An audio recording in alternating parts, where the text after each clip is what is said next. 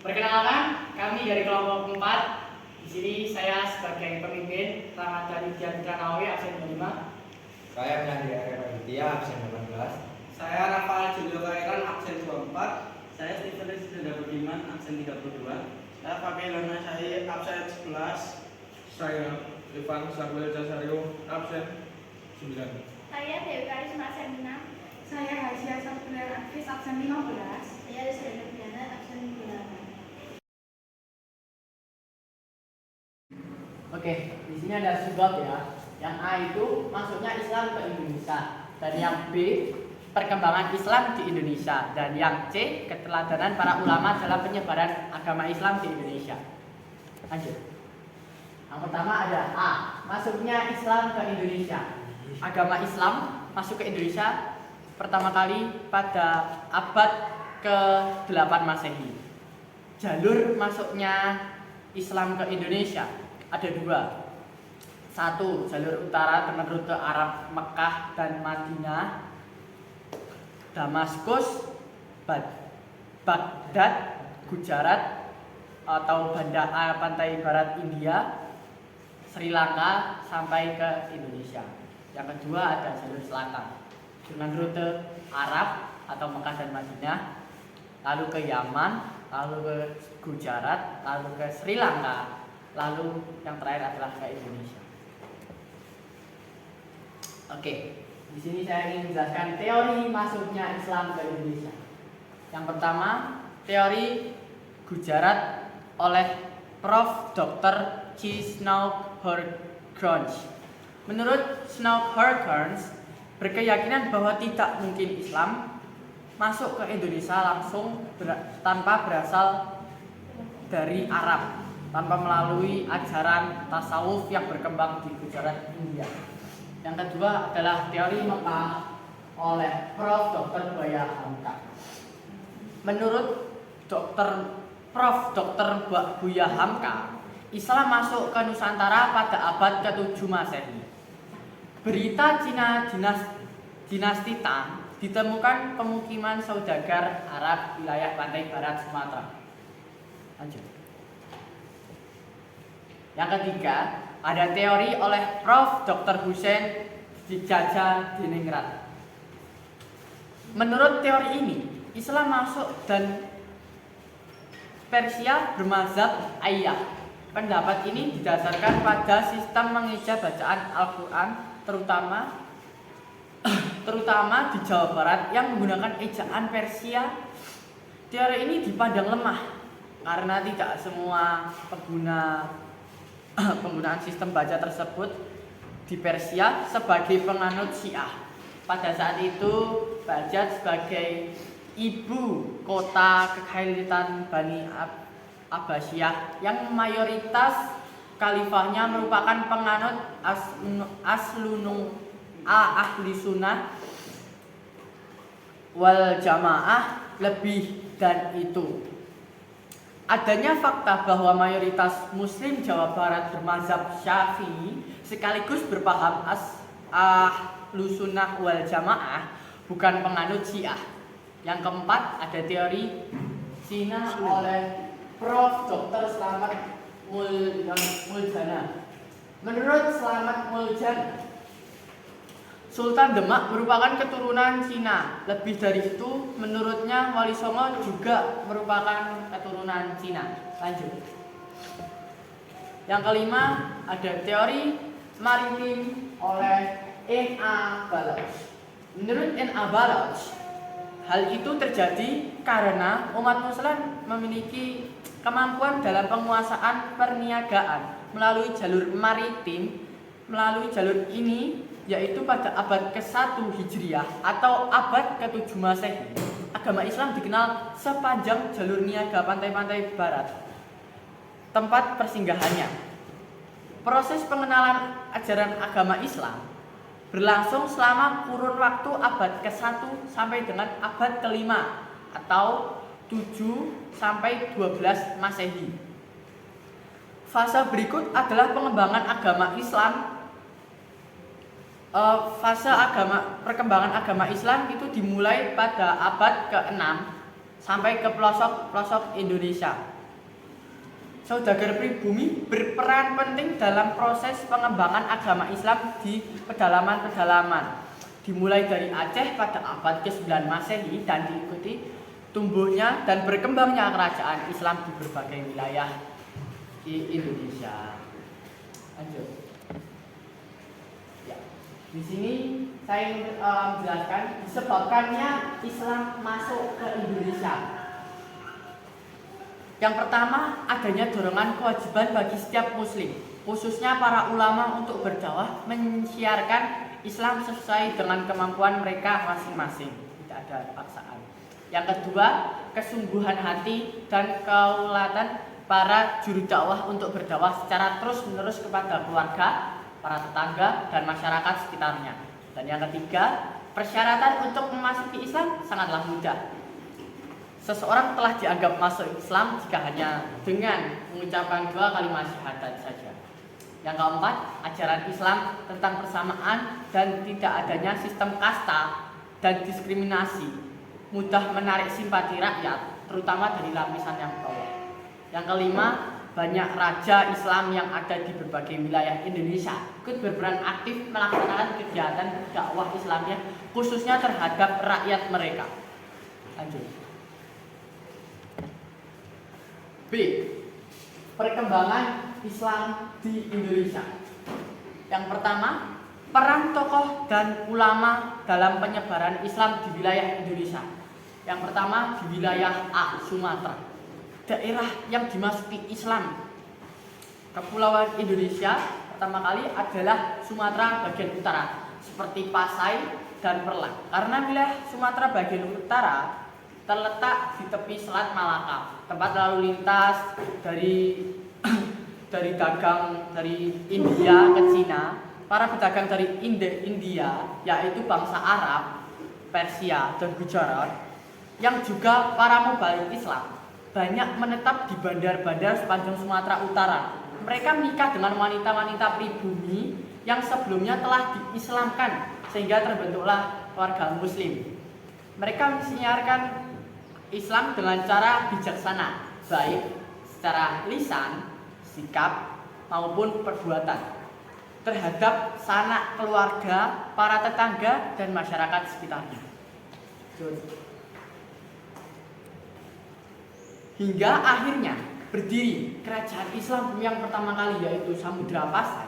Kerajaan ini berdiri pada tahun 1261 Masehi di pesisir timur laut Aceh, Lok Sumawe, Aceh Utara. Rajanya bernama Meurah Silu, bergelar Sultan Malik As-Saleh.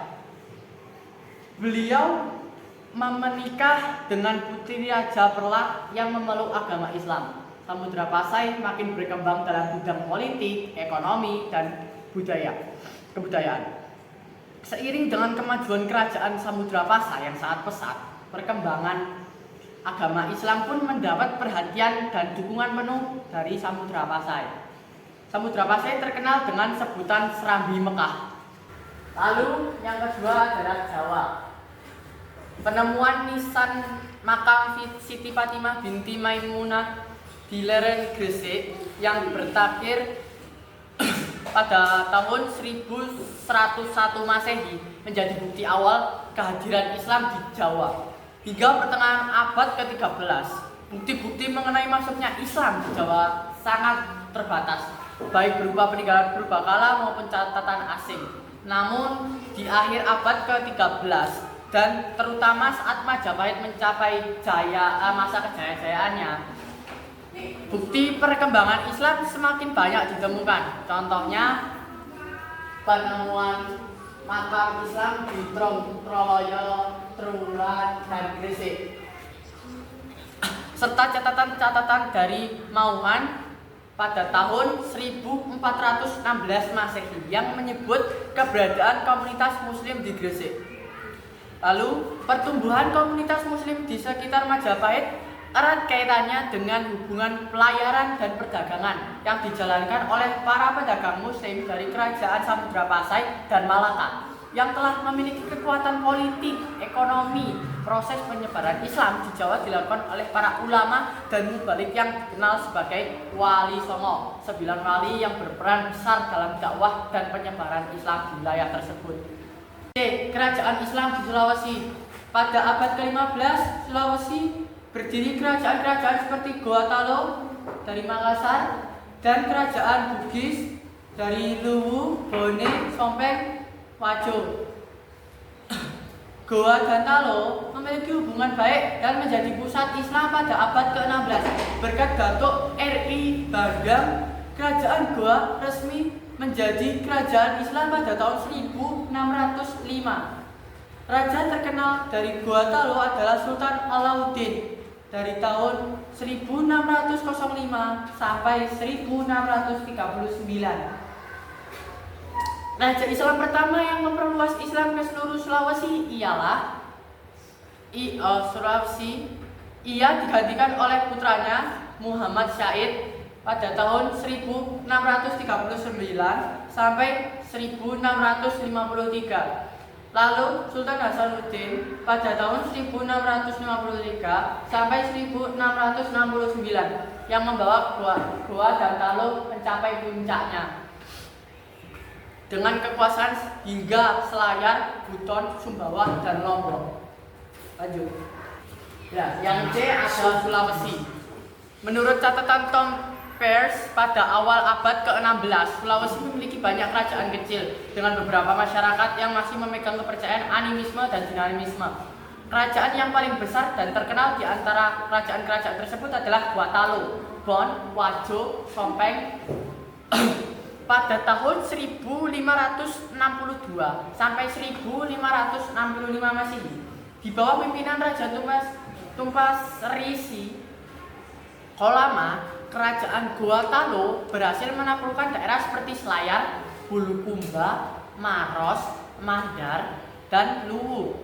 Pada masa itu, sudah ada komunitas muslim yang cukup besar di Goa Talo.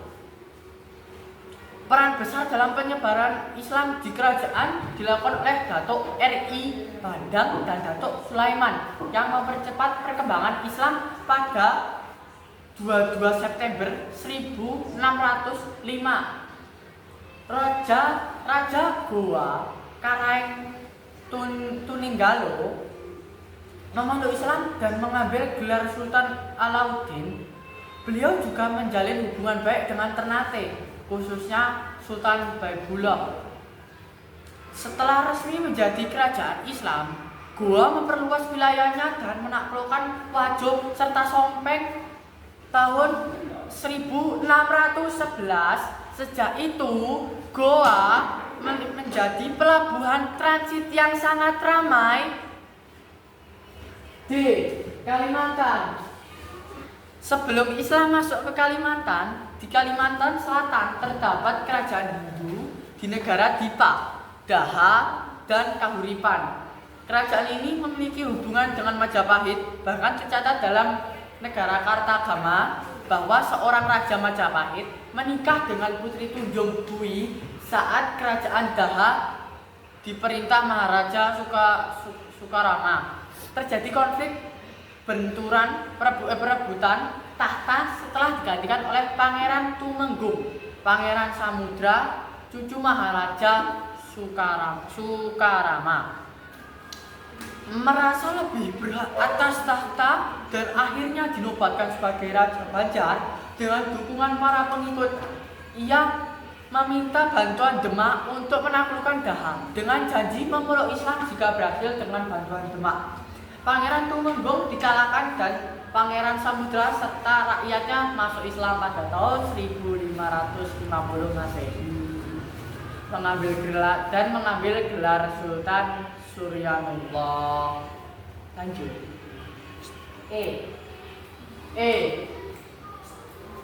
Ya, yang E ada Maluku dan sekitarnya.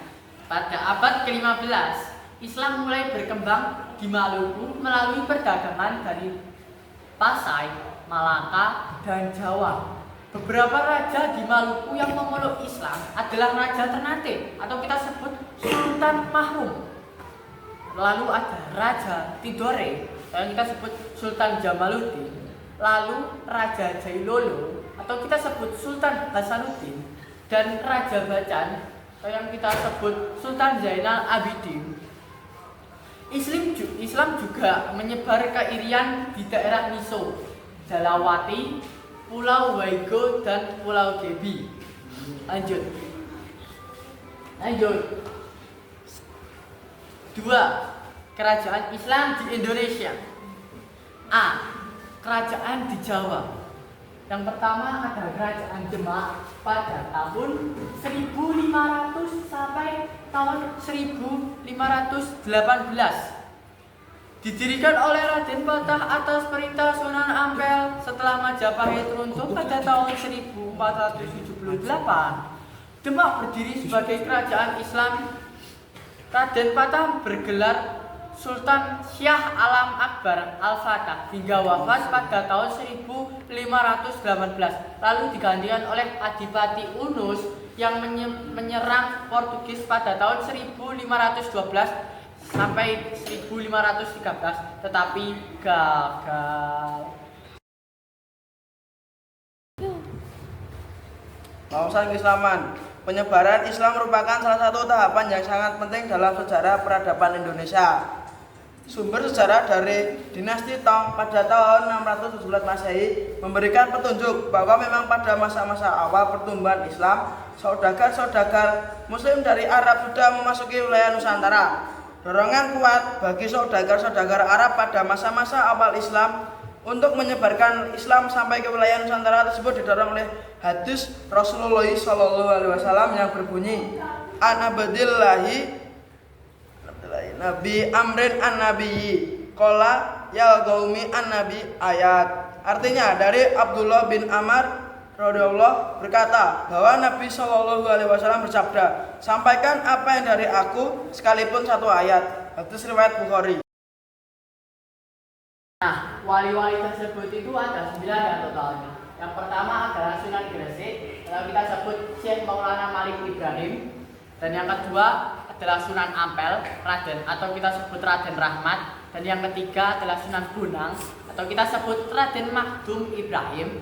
Yang keempat ada Sunan Giri, atau kita sebut Raden Paku. Dan yang kelima adalah Sunan Derajat, atau yang kita sebut Raden Hasim. Dan yang keenam Sunan Gunung Jati, atau kita sebut Syarif Hidayatullah. Dan yang ketujuh ada Sunan Kudus, yang kita sebut Ja'ar Sadiq. Dan yang kedelapan ada Sunan Kalijogo, yang kita sebut Raden Syahid. Dan yang terakhir ada Sunan Muria, atau kita sebut Raden Umar Syahid. Ya, lalu ada keteladanan para ulama dalam penyebaran agama Islam di Indonesia. 1. Hidup sederhana. Kesederhanaan merupakan perwujudan dari sifat rendah hati atau tawadu, yang merupakan salah satu poin penting dalam ajaran agama Islam.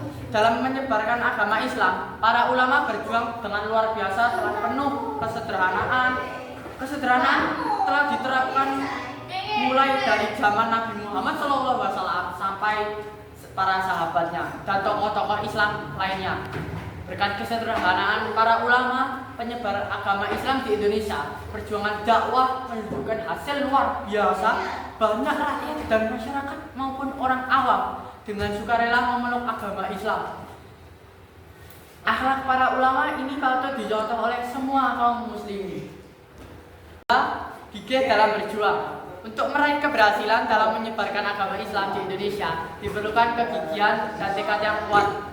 Para ulama penyebar agama Islam di Indonesia telah menunjukkan sikap bersemangat, pantang menyerah, gigih dalam memperjuangkan agama Islam. Tidak dapat dipungkiri, untuk meraih suatu cita-cita dibutuhkanlah pengorbanan dan perjuangan yang panjang. Hambatan, tantangan bukanlah sesuatu hal yang harus kita takuti, tetapi diselesaikan dengan cara yang tepat. Lalu kegigihan dalam berjuang diikuti dengan optimis dan tawakal kepada Allah SWT. Kita harus mencontoh kegigihan yang dilakukan oleh para tokoh-tokoh Islam dalam menyebarkan agama Islam. Kegigihan Anda dalam menggapai cita-cita harus dilaksanakan dengan bersemangat, pantang menyerah, dan selanjutnya tawakal kepada Allah SWT.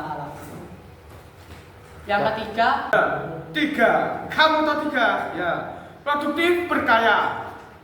Tokoh-tokoh Islam banyak yang menghasilkan karya-karya bahkan diakui oleh dunia. Banyak kitab dan tulisan karya berat yang terus-menerus dipelajari oleh santri hingga saat ini. Ya, karya tersebut merupakan wujud kepedulian para ulama dalam menyelamatkan generasi penerus agar terjaga akidahnya dari pengaruh ajaran sesat. keempat ada sabar.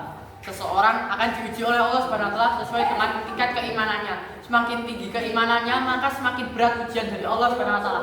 Keimanan dan kesabaran adalah dua sisi yang menyatu, tidak dapat dipisahkan satu sama lain. Diibaratkan seperti kepala dan badan. Manusia yang paling berat ujiannya adalah para nabi, kemudian para wali, dan seterusnya sampai sederajat orang awam. Begitu juga dengan tokoh-tokoh Islam yang menjalankan dakwahnya dilakukan dengan sabar. Segala rintangan dan hambatan dihadapi dengan sabar. Ujian dan cobaan dilalui dengan kesabaran tentu akan membuahkan hasil. Toleransi. Para ulama penyebar agama Islam di Indonesia sangat toleran terhadap budaya lokal. Masyarakat pribumi yang memeluk agama Islam diperbolehkan melakukan tradisi-tradisi lokal yang sudah diselenggarakan atau dilakukan dengan terdahulu dengan ajaran agama Islam. Demikian tidak ditemukan adanya benturan antara ajaran Islam dengan budaya lokal. Justru sebaliknya, antara ajaran agama Islam dengan budaya lokal mampu berjalan beriringan.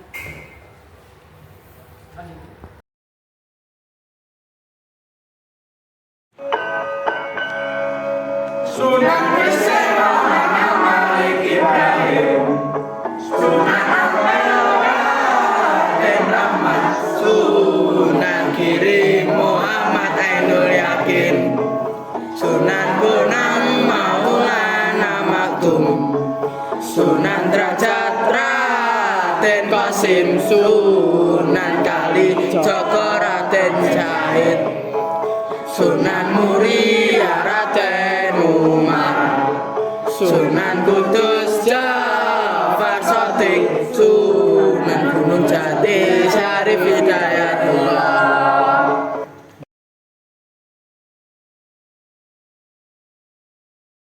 Ada pertanyaan, teman-teman? Saya, Ya.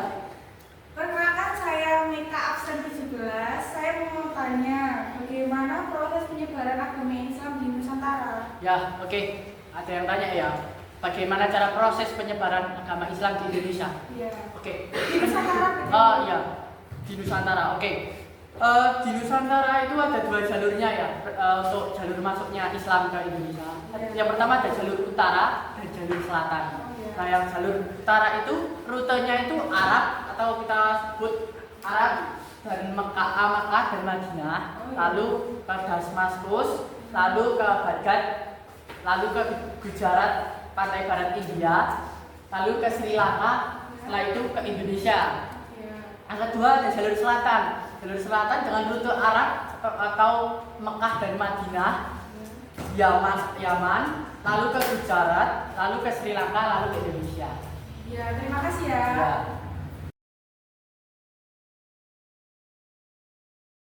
Presentasi dari kelompok 4. Jika ada yang salah, mohon maaf. Wassalamualaikum